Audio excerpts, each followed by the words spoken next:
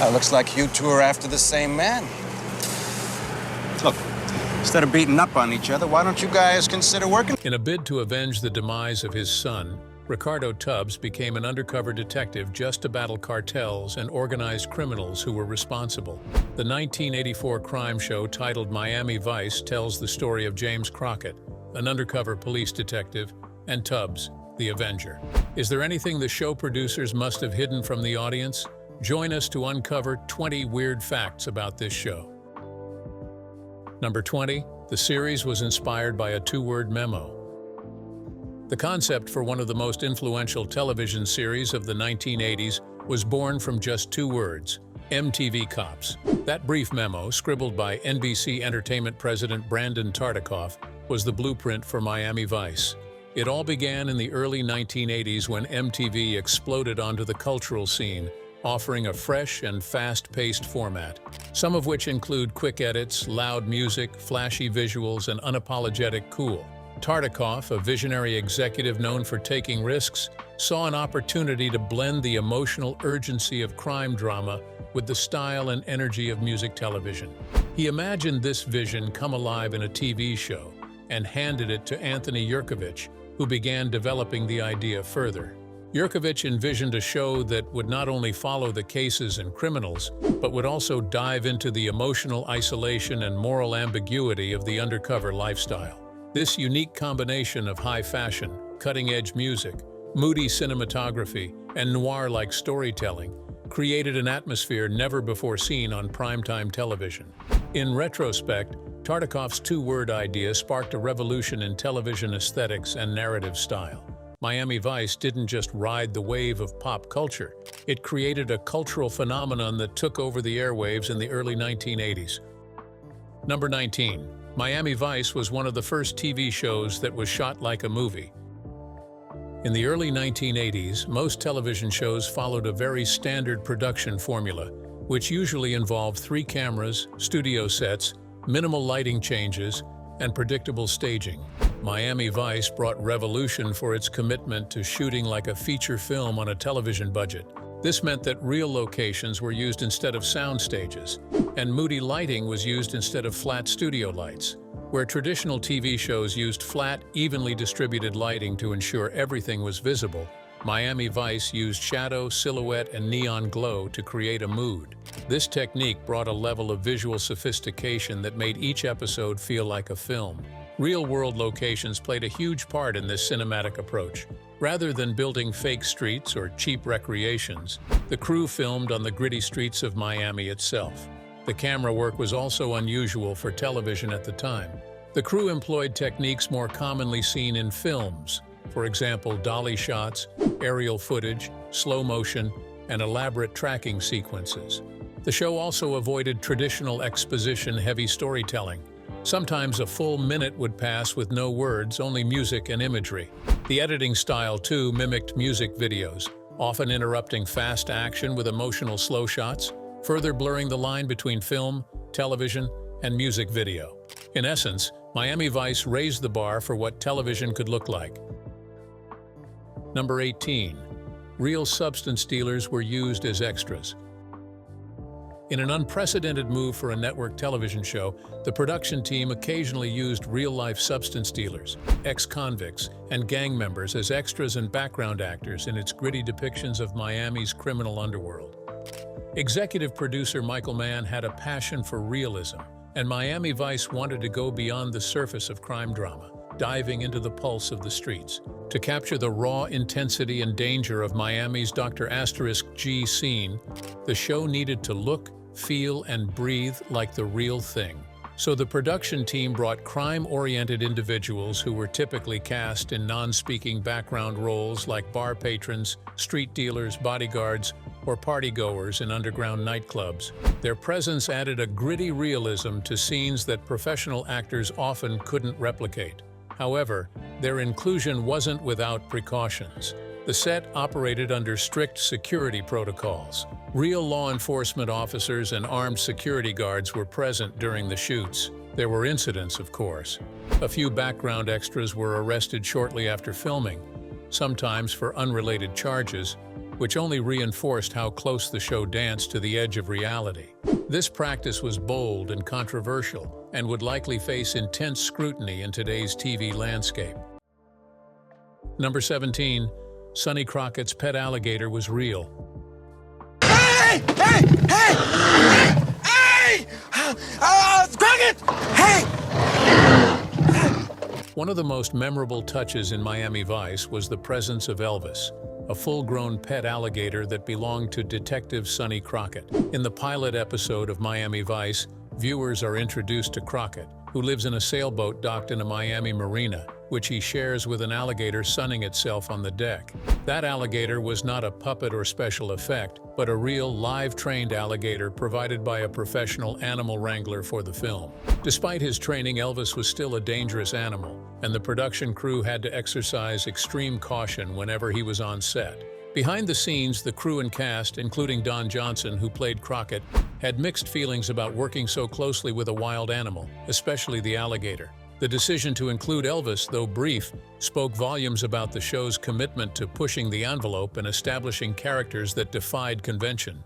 Although Elvis was phased out as the series matured, his early presence remains one of the show's most unforgettable moments. Number 16. The show was filmed in dangerous neighborhoods. The dedication to realism of Miami Vice came at a serious cost, one of which involved cast and crew members being exposed to dangerous neighborhoods on set. The production team wanted to capture Miami as it really was during the height of the cocaine wars and a growing crime epidemic in the 1980s. Rather than sanitize the city for television, Miami Vice chose to take advantage of this darkness, filming in abandoned buildings, rundown warehouses, inner-city housing projects, and crime-infested alleyways. This choice led to some horrible experiences, like crew members being robbed at gunpoint. There were reports of equipment trucks being broken into, camera gear stolen, and threats issued to staff simply for showing up to shoot.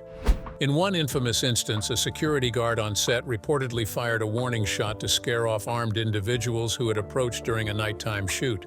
To mitigate the risk, production hired off-duty police officers and, in some cases, armed private security teams to patrol filming locations. Ironically, many of the neighborhoods that served as backdrops for the show's busts and criminal operations were the very places where such activities were happening in real life. Number 15. Don Johnson was almost not cast. It's hard to imagine Miami Vice without Don Johnson. Johnson's portrayal of Detective Sonny Crockett became one of the most iconic characters in television history. However, behind the scenes, Johnson's casting was far from a sure thing.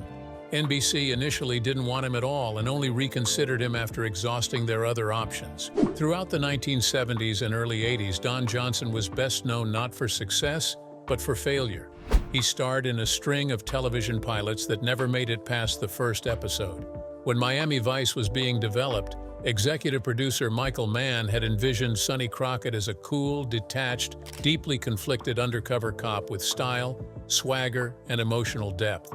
The casting process involved dozens of auditions, and several well-known actors like Jeff Bridges, Nick Nolte, and Mel Gibson were all approached for the role, but they all turned it down.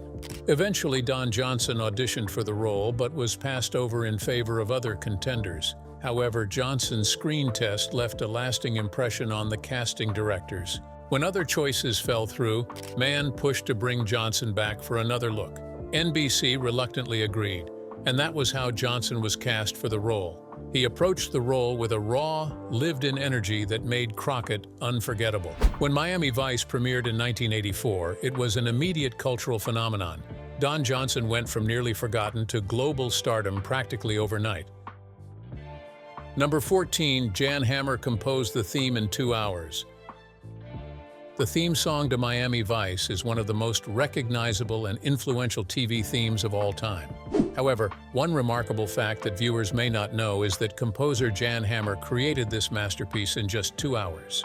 Jan Hammer, a Czech-American musician known for his work with the Mahavishnu Orchestra and collaborations with Jeff Beck, was a pioneer in electronic music and the use of synthesizers. When producer Michael Mann was assembling the creative team behind Miami Vice, he knew the show needed a soundtrack that matched its cutting-edge visual style. Initially, Hammer wasn't even asked to compose a full theme. He was given early footage from the show and told to come up with some ideas. Within 2 hours, he had composed what would become the show's main theme, a track that perfectly united action, suspense, emotion, and style. The result was groundbreaking. It opened with a haunting synth line, then exploded into a rhythmically driven cascade of drum machines, electronic melodies, and layered textures. NBC executives loved it. So did test audiences. After the show aired, the Miami Vice theme began climbing the charts, eventually reaching #1 on the Billboard Hot 100 in 1985. The song also earned Jan Hammer 2 Grammy Awards, including the Best Pop Instrumental Performance Award. Number 13, Ferrari sued the show. 340 horsepower. In Miami Vice, Sonny Crockett's sleek, black, and impossibly cool Ferrari became a symbol of the show's opulent and stylish flair. However, what most fans didn't know at the time was that this Ferrari Daytona Spider wasn't a Ferrari at all. It was a replica, built on the chassis of a Chevrolet Corvette. When Ferrari found out, they were not happy about it. In the early episodes of Miami Vice, the production team lacked the budget and approval to use real Ferraris. So they turned to Tom McBurney, a car builder specializing in creating kit cars, to build a fake Ferrari. To the casual viewer, it was convincing, but not to Ferrari North America. Concerned about brand integrity and the potential damage of having their car misrepresented on national television, they filed a lawsuit against the show's producers and McBurney for trademark infringement. However, instead of dragging out a lengthy court battle, Ferrari proposed a clever solution that will work in the company's favor. They agreed to drop the lawsuit if the show would destroy the replicas and replace them with the company's newest flagship model, the Ferrari Testarossa. The Testarossa, with its striking design and signature side strakes, had just debuted, and Ferrari saw Miami Vice as the ideal marketing platform. They provided 2 real white Testarossas to the show free of charge. The result was a win-win.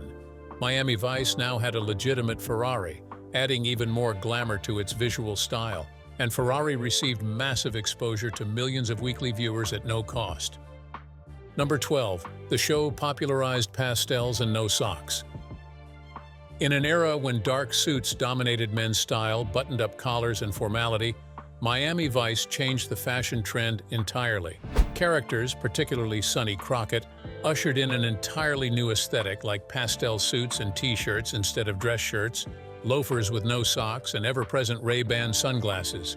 This style, which began as a costume design decision, soon became one of the defining fashion movements of the 1980s. Working closely with costume designer Janie Bryant and fashion consultants, the producer developed a look that emphasized clean lines, tropical colors, and minimalist silhouettes. Instead of the typical button-downs and ties, Crockett and Tubbs wore t-shirts under linen or cotton blazers, often tailored slim to the body, creating a sharp but casual look that felt effortlessly cool. These carefully curated looks helped reinforce the mood, intensity, or emotional undertone of a scene. The public response was massive. Almost overnight, department stores and fashion designers began catering to this new Miami Vice-inspired trend.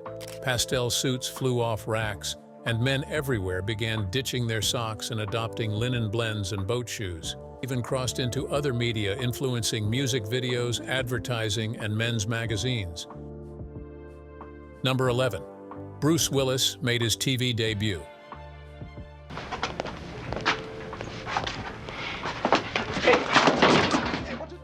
Detective in Moonlighting, he was just a young, unknown actor trying to break into Hollywood.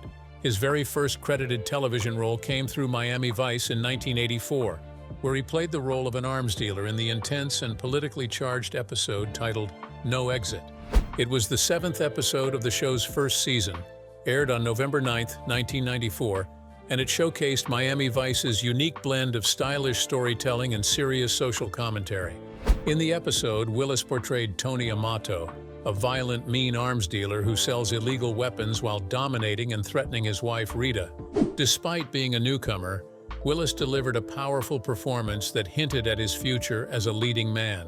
This early role demonstrated his ability to command the screen, even when surrounded by more established actors like Don Johnson and Philip Michael Thomas. For Miami Vice, casting a then-unknown Willis was a smart gamble. The show was known for giving early screen time to rising stars, and it helped launch the careers of many young actors like Julia Roberts, Liam Neeson, and Benicio del Toro, who went on to greater fame. However, few would rise as meteorically as Bruce Willis. Shortly after his appearance on Miami Vice, Willis landed the lead role in ABC's Moonlighting opposite Sybil Shepherd. This visibility paved the way for his breakout role in 1988 Die Hard. Looking back, Willis's Miami Vice role now feels like the moment that defined his career. Number 10. The music budget was massive. The 1980s television was largely a world of canned soundtracks, generic instrumentals, and background noise designed not to distract. However, Miami Vice brought a revolution through its groundbreaking use of contemporary music, and that innovation came with a price. Producers reportedly spent up to $10,000 per episode on music licensing. $10,000 in 1984 is equivalent to over $30,000 today, adjusted for inflation. This is a record-breaking risk that most shows of that era couldn't dare. This forward-thinking approach helped define the show's identity. Rather than merely filling in the background, Miami Vice used music as narrative. Songs weren't just added during post-production, but were often written into the script. This was an unusual style at the time. The creative team believed that music could bridge the emotional gap between viewers and the characters' experiences. Behind the scenes, the high cost of licensing music led to complicated negotiations with record labels and artists. However, musicians were eager to participate regardless. Being featured on Miami Vice often led to a spike in record sales and newfound exposure. For example, Glenn Frey not only had songs featured on the show but also starred as a guest in an episode. The show's musical legacy was so strong that it spawned multiple soundtracks and albums. Number 9. Don Johnson's watch was worth $11,000. One of the most subtle yet powerful status symbols in the show was the Rolex Day-Date watch worn by Don Johnson as Detective Sonny Crockett. This wristwatch reportedly cost $11,000, making it one of the most expensive accessories seen on television at the time. Introduced in 1956, the wristwatch became popularly known as the presidential watch because it was the favorite among world leaders, celebrities, and business moguls. The special feature that distinguished it from other wristwatch brands was that it was the first to display both the date and the day of the week spelled out in full. Since this day-date wristwatch had become an icon of elite status, Miami Vice made sure that Crockett wore it to perfection. The inclusion of such an expensive watch was no accident. The production team of Miami, in collaboration with the costume designers, understood that the look of the characters had to match the world they were infiltrating. The clothing, car, and accessories of Sonny Crockett needed to reflect the illusion of an undercover detective posing as a high-rolling substance trafficker. It subtly highlighted the psychological tension at the core of his character. As Crockett spent more time in deep cover, surrounded by wealth and temptation, the expensive trappings of his fake life began to bleed into his real one. However, the choice to equip Don Johnson with such a high-end piece of jewelry only emphasized the show's commitment to cinematic realism and high production values. Miami Vice aimed for props that scream authenticity, even if that meant spending thousands on a single accessory. The Rolex quickly became one of the most recognized pieces of Miami Vice iconography. In today's world of high-budget TV, luxury accessories are more common. However, in 1984, putting an $11,000 watch on a television character's wrist was a bold statement. Number 8. Miami Vice was one of the most expensive shows on TV. Crockett's wristwatch was not the only expensive thing in Miami Vice. The entire show cost a fortune to make. The groundbreaking success the show had in the second season came with a hefty price tag. With an estimated production cost of over $1.3 million per episode, Miami Vice became the most expensive network television show of its time. Now let's try to understand the magnitude of this figure so we can better compare it. Most primetime shows in the mid-1980s cost anywhere between $500,000 and $700,000 per episode. Miami Vice doubled this figure thanks to its cinematic ambition, lavish style, and attention to detail. Now you may be wondering how such a huge amount was spent on just one episode. Unlike most TV dramas that use sets or backlots, Miami Vice was filmed almost entirely on location in and around Miami. The cost of renting these locations, travel, local crews, and security are all involved in this budget. Another thing was fashion and wardrobe. Don Johnson and Philip Michael Thomas wore expensive designer brands such as Armani, Hugo Boss, and Versace, with suits that cost thousands of dollars each. Fashion was not just aesthetics in Miami Vice, but a narrative tool, and it came with real-world costs. As previously noted, the series spent upwards of $10,000 per episode just to license music. Then remember how Ferrari Daytonas and Testarossas, speedboats, helicopters, and even Sonny Crockett's iconic cigarette boat were used on the show. Many of these vehicles were either rented or purchased specifically for the show. Also, the show used film-quality cameras, specialized lighting rigs, and new shooting techniques that gave Miami Vice its signature neon-lit noir feel. Despite this massive budget, NBC was more than willing to fund it. Miami Vice was pulling in huge ratings, generating buzz, and helping define NBC's brand as a stylish, forward-thinking network. The investment paid off, and Miami Vice became a global sensation. Number 7. Tubbs's accent was fake. Remember the cool, smooth, and streetwise detective Ricardo Tubbs in Miami Vice, who has a strong, unmistakable New York accent? Yes, the man behind the character Philip Michael Thomas wasn't from the Bronx or ever been to New York at all. He was born and raised in Columbus, Ohio, and the accent that defined Tubbs was entirely fabricated for the role. Before Philip Michael Thomas was cast as Tubbs, the creators of Miami Vice had a clear character in mind. That backstory demanded a man who sounded like he came straight from the streets of Brooklyn or the Bronx. Thomas, however, was not. As a trained stage actor and a dedicated method performer, he dove deep into character development and believed in becoming the person he portrayed. So, he took time to study the New York accent with precision and discipline, listening to tapes, observing New Yorkers, and mimicking speech patterns and slang. And it worked flawlessly. Both critics and audiences believed that Tubbs's accent was genuine. The voice gave his character a gritty, street-smart authenticity that played perfectly against Don Johnson's more laid-back, Southern-inflected Sonny Crockett. According to a behind-the-scenes report, Thomas stayed in character even off-camera, maintaining the accent during rehearsals, interviews, and public appearances during the height of the show's popularity. Interestingly, the decision to give Tubbs such a distinctive voice reflected the larger ethos of Miami Vice, which was that style is substance. Tubbs's accent made everyone believe that this man had seen the hard streets of New York before stepping into the neon jungle of Miami. While Thomas's performance, including his voice work, is often overlooked in discussions of the show's legacy, his accent is a key part of why Tubbs became so memorable. Number 6. The cast did not always get along. Suspensions and misconducts, and car bombs aside, you're not the safest. While on screen, Detective Sonny Crockett and Ricardo Tubbs had the kind of electric chemistry that kept millions of viewers glued to their screens. However, behind the scenes of Miami Vice, the relationship between them was far more complicated. There was frequent tension, and at times the two leads reportedly weren't even on speaking terms. This tension was mainly due to clashing personalities, competition for screen time, creative differences, and the immense pressure of sustaining a hit series. Don Johnson, who played Sonny Crockett, was known for his strong opinions and assertive presence on set. On the other hand, Philip Michael Thomas, who portrayed Ricardo Tubbs, was more calculative, equally driven, but had a different background. Those opposing temperaments clashed often while filming Miami Vice.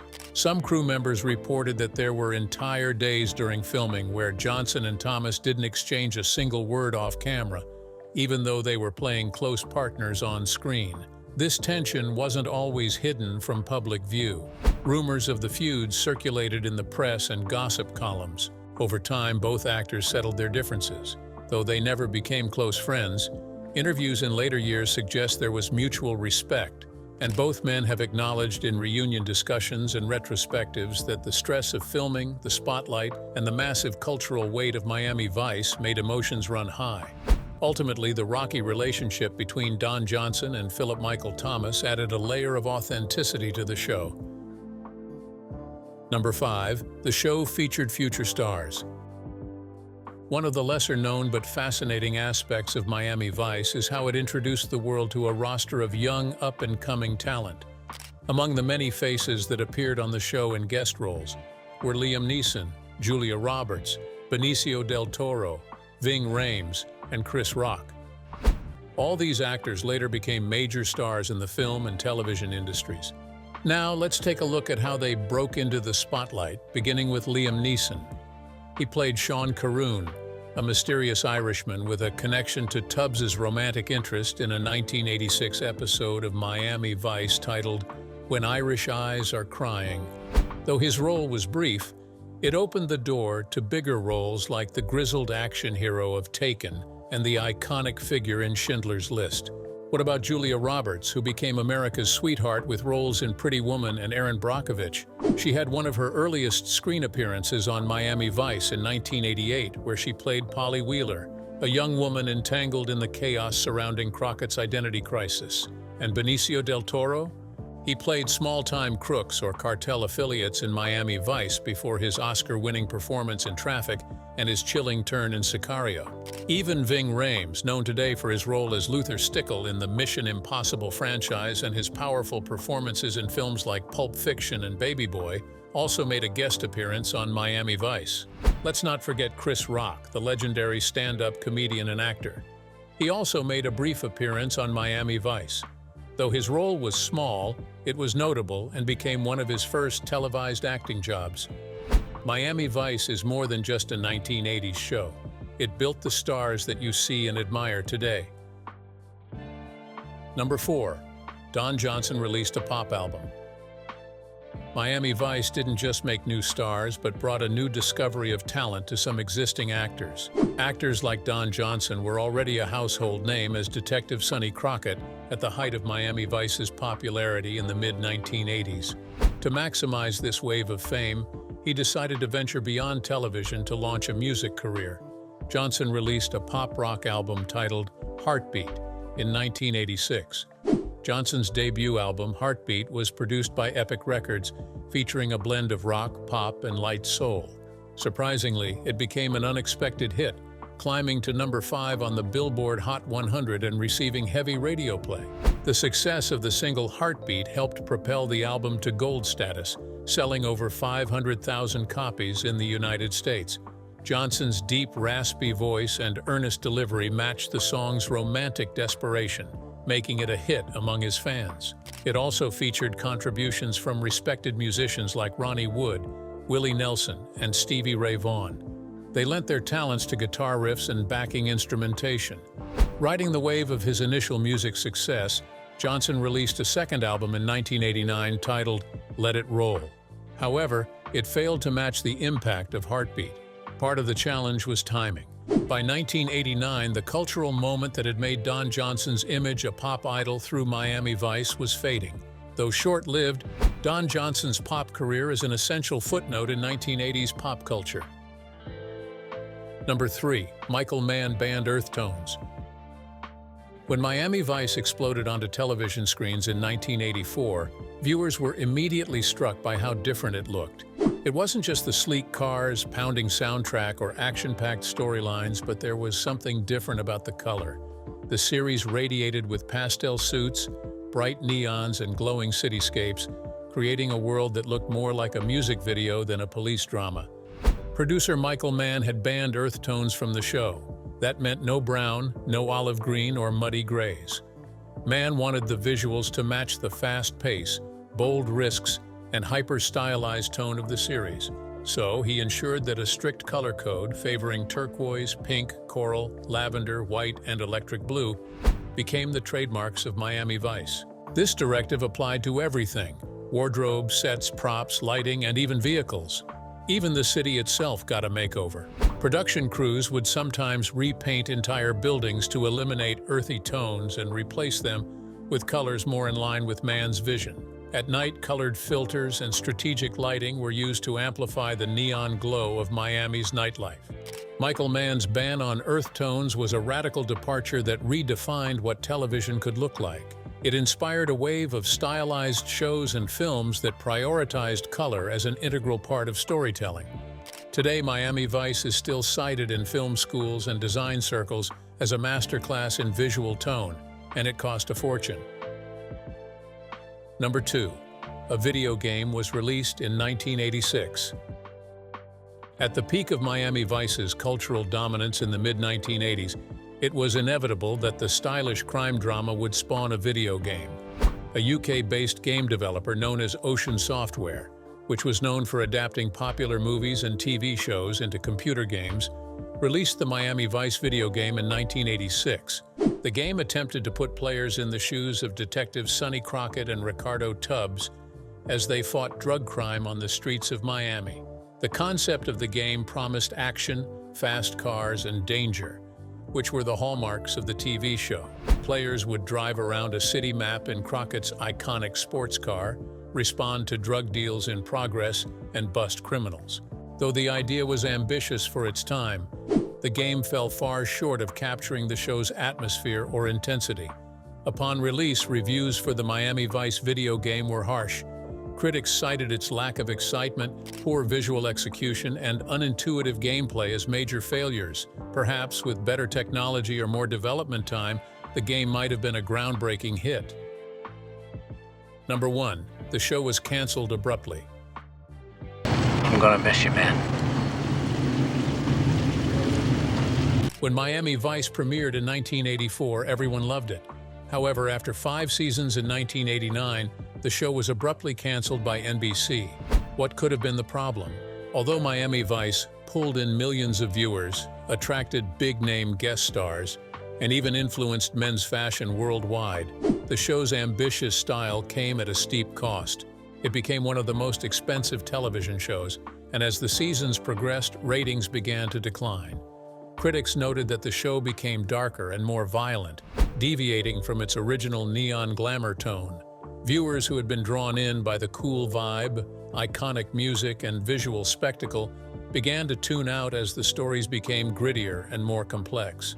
There were also signs of creative fatigue as the writers struggled to keep the series fresh. NBC had tried to shake things up in season 5, but the audience had already moved on to other shows. NBC had no other option but to abruptly cancel the show in 1989.